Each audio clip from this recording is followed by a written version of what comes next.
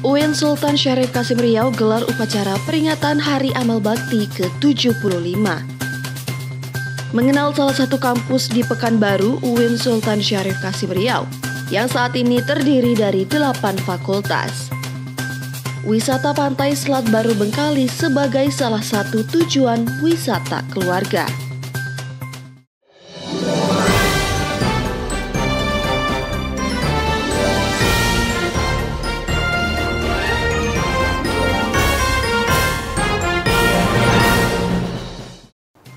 Assalamualaikum warahmatullahi wabarakatuh pemirsa. Kami akan menyajikan informasi seputar kampus hanya untuk Anda. Bersama saya Inkan Pratiwi, inilah Suska News selengkapnya.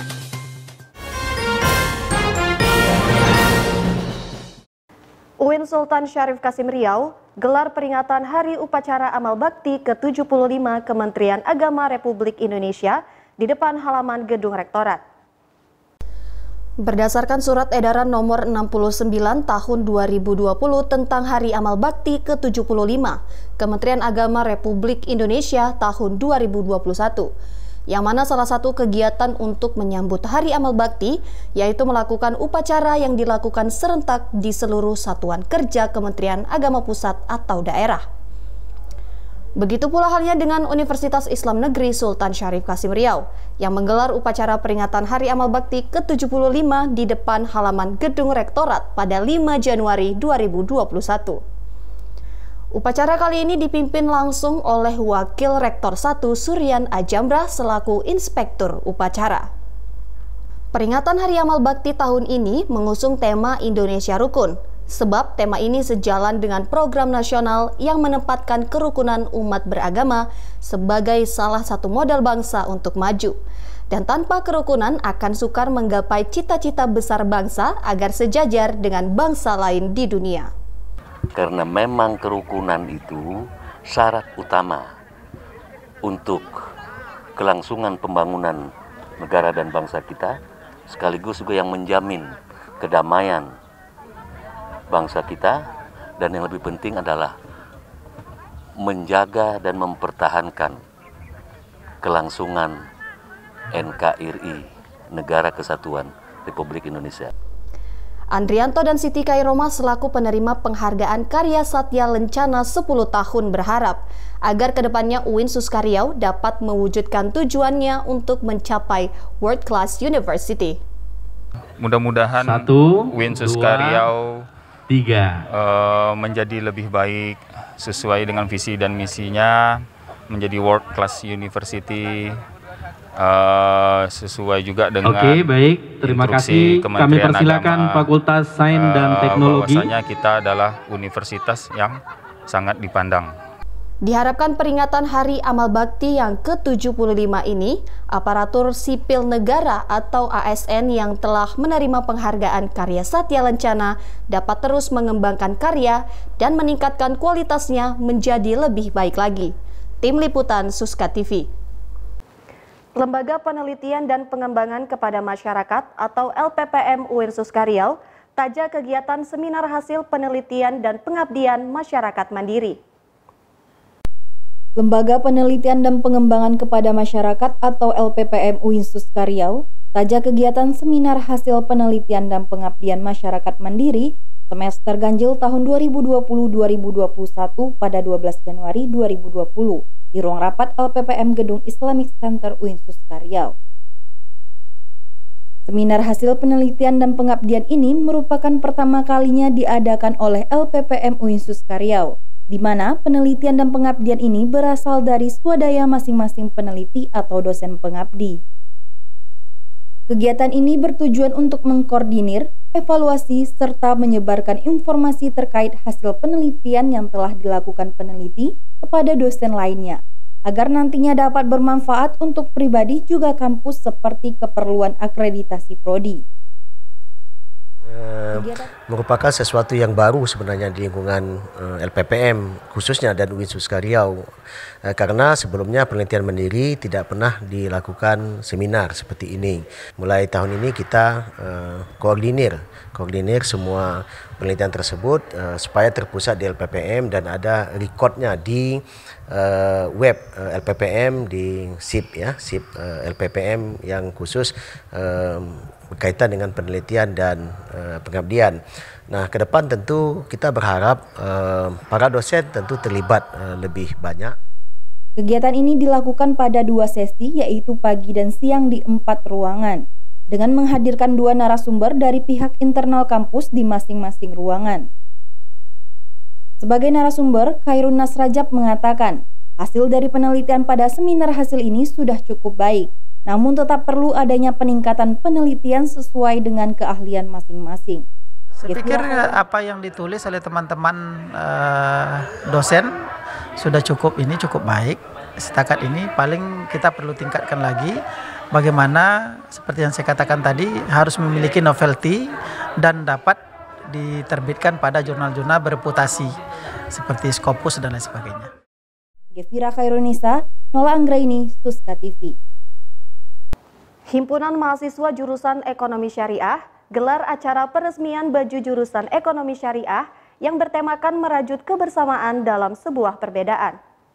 Himpunan Mahasiswa Jurusan Ekonomi Syariah, Fakultas Syariah dan Hukum, UIN Sultan Syarif Kasim Riau, gelar acara peresmian baju jurusan Ekonomi Syariah di Gedung Pertemuan Faksi Lantai 3 pada 20 Januari 2021.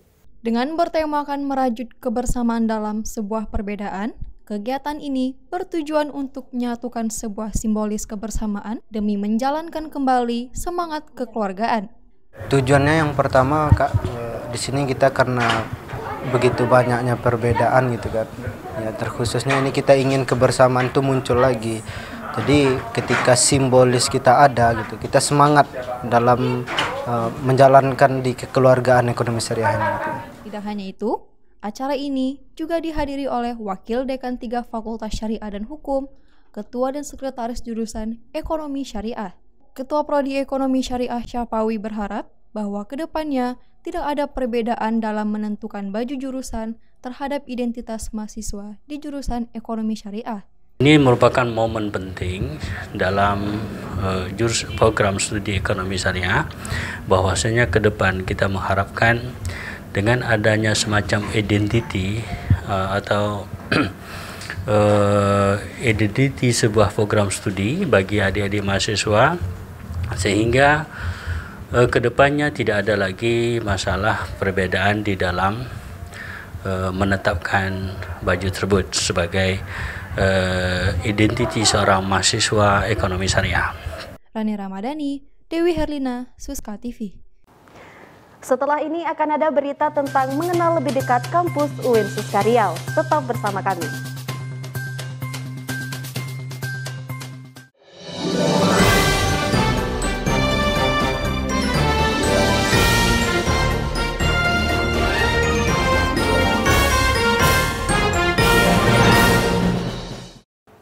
Terima kasih Anda masih bersama kami. Pemirsa, UIN Suska Riau merupakan salah satu kampus yang berada di Kota Pekanbaru, Provinsi Riau. Dan saat ini terdiri dari 8 fakultas di UIN Suska Riau. Assalamualaikum warahmatullahi wabarakatuh. Halo pemirsa Suska TV, saat ini saya sedang berada di halaman depan Gedung Rektorat Universitas Islam Negeri Sultan Syarif Kasim Riau. Nah, berbicara mengenai pandemi virus COVID-19 yang kita alami hingga sekarang, membuat seluruh mahasiswa dan mahasiswi UIN Suska Riau melakukan aktivitas perkuliahan secara daring ataupun online. Pastinya membuat seluruh mahasiswa sudah sangat merindukan aktivitas perkuliahan seperti biasanya lagi, bukan? Untuk itu saya akan mengajak pemirsa Suska TV untuk melihat gedung fakultas dan gedung serbaguna apa saja sih yang ada di UIN Suska Riau. Yuk mari kita lihat-lihat.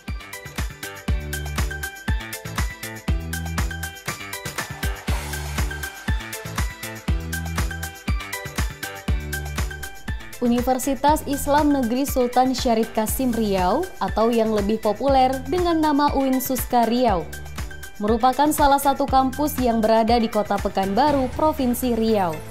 Kampus ini berdiri sejak tanggal 4 Januari 2005 dan diresmikan oleh Presiden Republik Indonesia yang ke-6, yaitu Bapak Susilo Bambang Yudhoyono pada 5 Februari 2005. Saat ini terdapat 8 fakultas di UIN Suska Riau. Di antaranya adalah Fakultas Ekonomi dan Sosial, di mana program studi yang ada di fakultas ini adalah S1 Manajemen, S1 Akuntansi, S1 Ilmu Administrasi Negara, D3 Manajemen Perusahaan, D3 Akuntansi, dan D3 Administrasi Perpajakan. Selanjutnya Fakultas Psikologi. Fakultas ini hanya memiliki satu program studi, yaitu S1 Psikologi. Nah, tepat berada di depan Fakultas Psikologi adalah Fakultas Dakwah dan Komunikasi atau FDK. Fakultas ini memiliki 4 program studi, yaitu S1 Pengembangan Masyarakat Islam, S1 Bimbingan Konseling, S1 Manajemen Dakwah, dan S1 Ilmu Komunikasi.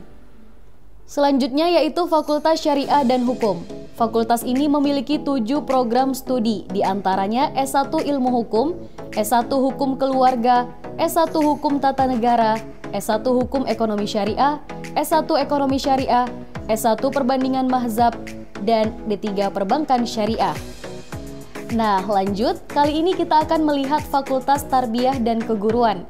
Fakultas ini memiliki 14 program studi, diantaranya adalah S1 Pendidikan Agama Islam, S1 Pendidikan Matematika, S1 Pendidikan Islam Anak Usia Dini, S1 Pendidikan Guru Madrasah Ibtidaiyah, S1 Pendidikan Bahasa Arab, S1 Pendidikan Kimia, S1 Pendidikan Geografi, S1 Pendidikan Ekonomi, S1 Pendidikan Bahasa Inggris, S1 Tadris Ilmu Pengetahuan Alam, S1 Manajemen Pendidikan Islam, S1 Bimbingan Konseling Pendidikan Islam, S1 Tadris Ilmu Pengetahuan Alam, dan S1 Pendidikan Bahasa Indonesia.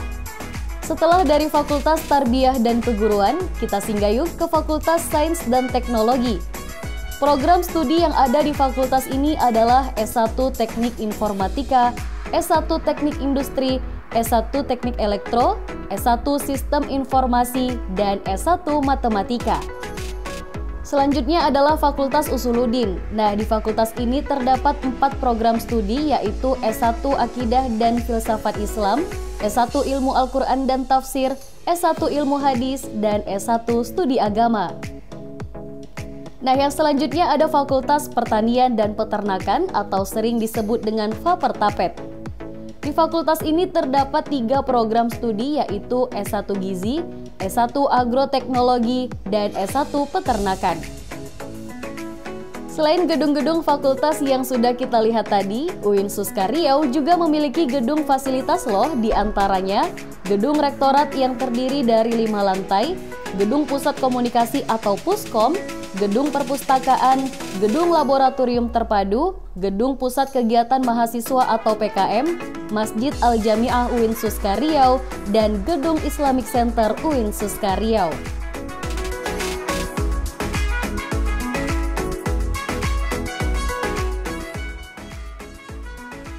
Nah pemirsa, setelah tadi kita sudah melihat gedung-gedung yang ada di UIN Suska Riau, pastinya menambah rasa rindu pemirsa Suska TV kan untuk dapat melakukan aktivitas perkuliahan kembali seperti biasanya.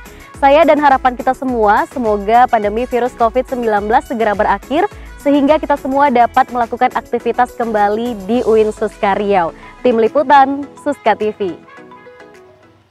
Kekayaan Indonesia memang tidak ada bandingnya, baik itu di bidang sumber daya alam, sosial, terlebih lagi sejarah yang belum tereksplorasi.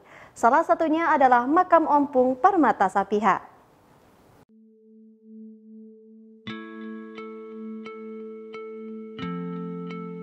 Kekayaan Indonesia memang tidak ada bandingnya, baik itu di bidang sumber daya alam, sosial, terlebih lagi mengenai sejarah yang pernah tertulis di negeri ini. Namun masih banyak sejarah negeri yang belum tereksplorasi. Salah satunya adalah Makam Ompu Parmata Sapihak yang terletak di Desa Binabo, Julu Sabarimba, Kecamatan Barumun, Kabupaten Padang Lawas, Sumatera Utara. Makam ini merupakan salah satu bukti sejarah lahirnya sebuah suku marga di Batak Mandailing, yaitu marga Daulay. di mana makam ini terdiri dari 2 makam yang dipercayai oleh penduduk setempat sebagai makam Ompung Permata Sapihak dan istrinya.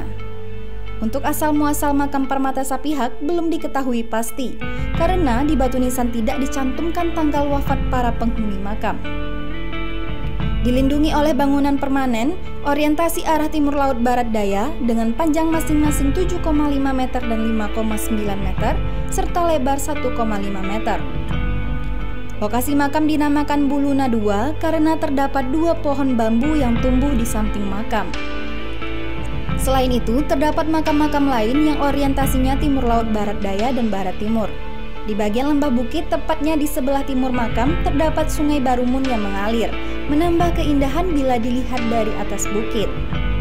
Pemirsa, jadi saat ini saya sedang berada di makam Ompung Permata Sapihak, yaitu makam leluhur marga Daulae dari suku Mandailing. Nah, kuburan ini atau makam ini kira-kira panjangnya 7,5 meter dan 5,9 meter dengan lebar masing-masing 1,5 meter. Saat ini, makam kuno tersebut dijadikan objek wisata yang dikelola oleh penduduk setempat. Karena selain terdapat makam sebagai nilai sejarah, tempat ini memiliki wisata alam berupa pemandangan di atas bukit. Namun karena masih kurang perhatian dan minim publikasi, makam tersebut hanya terkenal di sekitar Tapanuli bagian selatan. Setelah ini kami masih memiliki berbagai informasi lainnya. Di antaranya akhir pekan seru di hutan kota Pangkalan Kerinci. Sesaat lagi.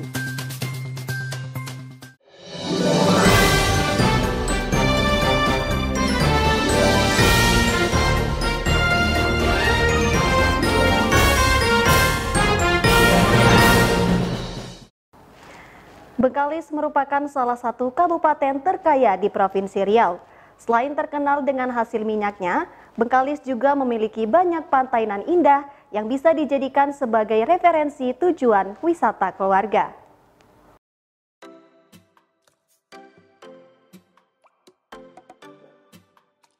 Nah, salah satu pantai yang menjadi kebanggaan warga Bengkalis yaitu Pantai Selat Baru.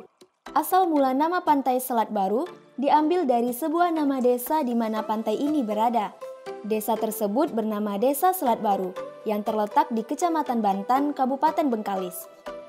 Di pantai ini pengunjung dapat melakukan beragam aktivitas seperti duduk di tepian pantai, berenang, maupun memancing ikan di pinggiran. Pantai Selat Baru memiliki hamparan pantai yang landai dan pasir yang halus, serta gelombang pantai ini relatif stabil dan tidak berbahaya. Sejumlah fasilitas umum sudah banyak tersedia di Pantai Selat Baru ini, seperti musola, area parkir, warung, serta di pantai ini juga ada yang menjual oleh-oleh khas Pantai Selat Baru. Tidak jauh dari pantai ini juga terdapat pelabuhan internasional dengan rute Bengkalis-Malaka, Bengkalis-Muar, maupun sebaliknya. Untuk menuju ke pantai ini dapat ditempuh dengan menggunakan 2 jalur, yaitu jalur darat dan laut. Untuk jalur darat, pengunjung di luar kota Bengkalis bisa menggunakan transportasi umum, seperti kendaraan pribadi ataupun bus.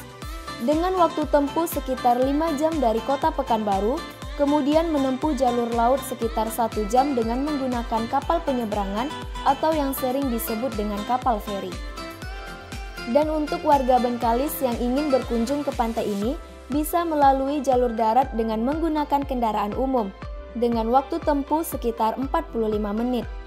Nah, apabila pemirsa Siska TV berminat berkunjung ke pantai ini, pengunjung harus menaati protokol kesehatan, sesuai dengan aturan yang berlaku untuk memutus rantai penyebaran virus COVID-19 di Indonesia, khususnya di Kabupaten Bengkalis. Tak hanya itu, salah satu yang menjadi ikon kota Bengkalis dengan pemandangan langsung ke pantai, yakni lapangan pasir Andam Dewi, yang terletak di jantung kota Bengkalis.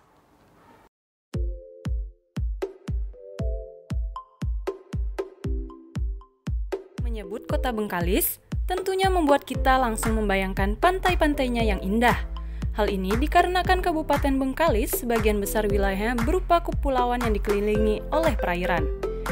Salah satu yang menjadi ikon kota Bengkalis dengan pemandangan langsung ke pantai, yakni lapangan pasir Andam Dewi, yang berada di jantung kota yang beristilah Kota Terubuk Negeri Junjungan. Lapangan atau Taman Kebanggaan Warga Bengkalis ini pun berada di area yang strategis, yaitu menghadap ke Gedung Regional Datuk Laksamana Raja di Laut, serta tidak berada jauh dari Plaza Laksamana dan Hotel Pantai Marina.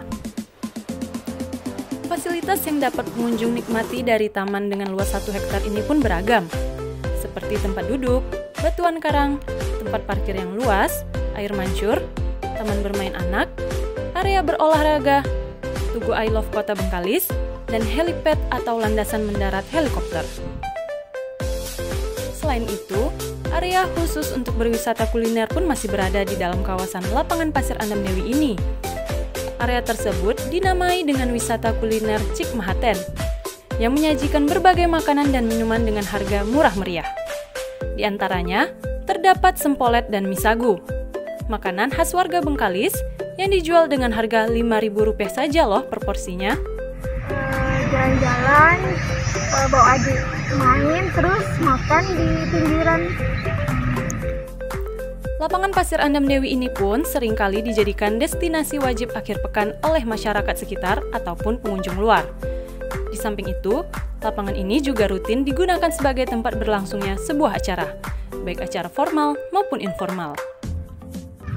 Kadang kalau sore-sore minggu, nah itu dia. Hari libur gitu ya? Nah, libur. Nah, bagi pemirsa Suska TV yang ingin berkunjung ke sini, jangan lupa untuk tetap mematuhi protokol kesehatan. Hutan kota yang terletak di tengah pusat kota Pangkalan Kerinci menjadi tempat favorit bagi masyarakat sekitar untuk menghabiskan waktu akhir pekan bersama teman maupun keluarga.